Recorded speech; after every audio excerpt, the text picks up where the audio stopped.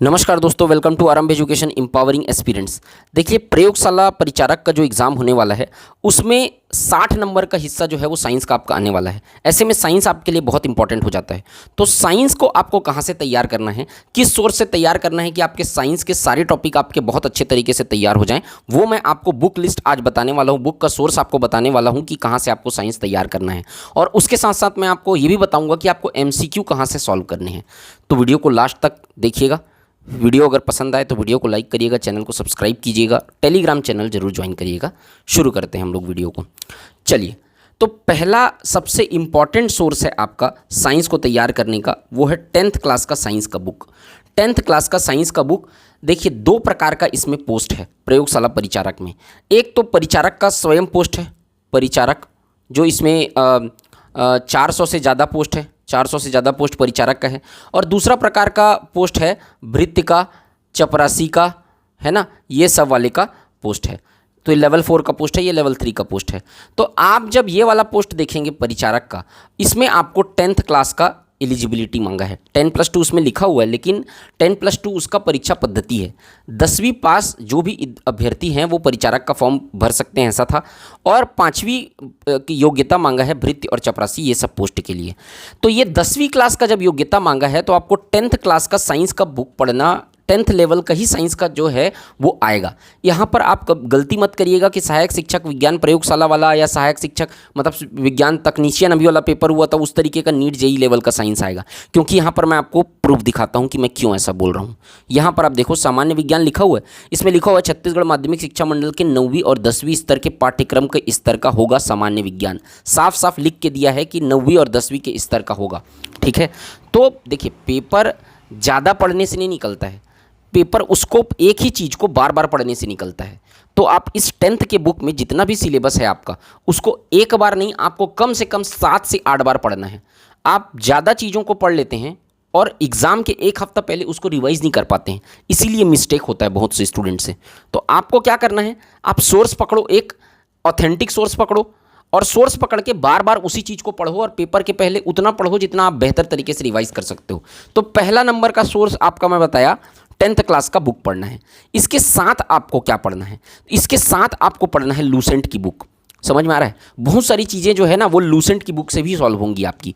तो जैसे कि कोई एक टॉपिक आप उठा रहे हो, मान लो जाए दर्पण वाला टॉपिक उठा रहे हो, या मान लो जाए फिजिक्स का कोई भी टॉपिक उठा रहे हो, मैग्नेट वाला टॉपिक उठा रहे हो, तो मैग्नेट वाले टॉपिक को आप सबसे पहले किससे पढ़ो, 10th की बुक से पढ़ो, टेक्स्ट बुक से, CG बोर्ड की। उसके बाद आप पकड़ो लूसेंट। तो एक तो हो गया 10th बोर्ड की बुक, प्लस उसी टॉपिक को तैयार करो लूसेंट से, एक साथ तैयार हो गया। और एक साथ तैयार होने के बाद मैं जो आपको MCQ का लगाने के लिए बोल रहा हूँ, वो MCQ वाली बुक से आप क्या करना, MCQ लगा लेना उसी टॉपिक का। और ये तीनों सोर्स को फॉलो करने के बाद आपका एक टॉपिक तैयार मानिएगा आप। और उसके बाद जब आप एक राउंड आपका तैयारी हो जाएगा तो दोबारा फिर से यूनिट नंबर 1 से पूरा रिपीट इसी तरीके से करिएगा। अगर आप ये दो और मैं MCQ का जो बुक बताने वाला हूँ वो तीनों फॉलो करते हैं तो इसके बाहर का आपको कुछ नहीं पढ़ना पड़ेगा। चलिए, अब मैं आपको बताता हूँ आगे। बहुत से स्टूडेंट ऐसे होंगे जिनके पेट में दर्द हो रहा होगा कि सर इतने से कैसे बन जाएगा, इतने से थोड़ी होगा, अभी तो नीट और जेई लेवल का पेपर में क्वेश्चन आया था। तो आप अगर ज़्यादा पढ़ना चाहते हैं तो आप ऑप्शन में एक तरीका का NCERT की भी किताब रख सकते हैं। साइंस की जो NCERT की बुक है 10th लेवल की, वो भी आप पढ़ सकते हैं अगर आप एक्स्ट्रा पढ़ना चाहते हैं तो। वरना ये दोनों बुक, 10th के लेवल का बुक और लूसेंट आपका सफिशिएंट है। अब बात आती है आपके MCQ की। तो MCQ का सबसे बेस्ट बुक है घटना चक्र। घटना चक्र मैंने आपको बताया, सबसे पहले 10th बोर्ड की बुक पढ़िए, प्लस उसी टॉपिक को आप लूसेंट से पढ़िए, और प्लस उसी टॉपिक का आप घटना चक्र से पूरे स्टेट का जितना भी साइंस का पेपर में जो भी टॉपिक वाइज MCQ आया है वो पूरा घटना चक्र में दिया होता है। लेटेस्ट वाला घटना चक्र लीजिएगा 2024 वाला, और इस घटना चक्र में पूरा आपको MCQ मिल जाएगा। पूरा आप MCQ सॉल्व करिए।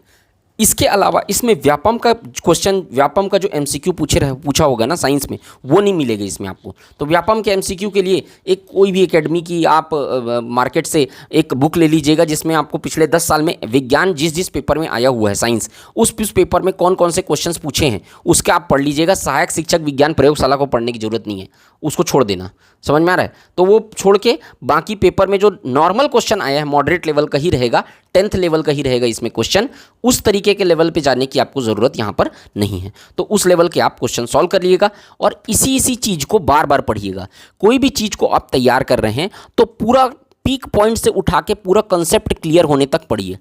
यूट्यूब वीडियो का सहारा लेके पढ़ो, कोई टॉपिक का बहुत सारे साइंस के आपको वीडियो लेक्चर्स मिल जाएंगे, वहाँ पर से पढ़ो, ठीक है। यहाँ पर इन सोर्स को फॉलो करो और बार बार इसी चीज़ को पढ़ो, इसके बाहर का आपको कुछ नहीं पढ़ना पड़ेगा, ठीक। तो आप यही चीज़ मेरे को आज बतानी थी। अगर आपको 40 नंबर का जो इंडिया जीएस का पोर्शन आ रहा है उसके भी इसी तरीके से सोर्स के वीडियोज़ चाहिए तो आप कमेंट सेक्शन में कमेंट करके ज़रूर बताइएगा, मैं वीडियो उसके लिए भी बना दूंगा। मैं उम्मीद करता हूं कि इस वीडियो से आपको काफ़ी हेल्प मिली होगी। अगर वीडियो अच्छा लगा तो वीडियो को लाइक करिए, चैनल को सब्सक्राइब करिए, ज़्यादा से ज़्यादा शेयर करिए। मिलते हैं नेक्स्ट वीडियो में, तब तक के लिए जय हिंद, वंदे मातरम।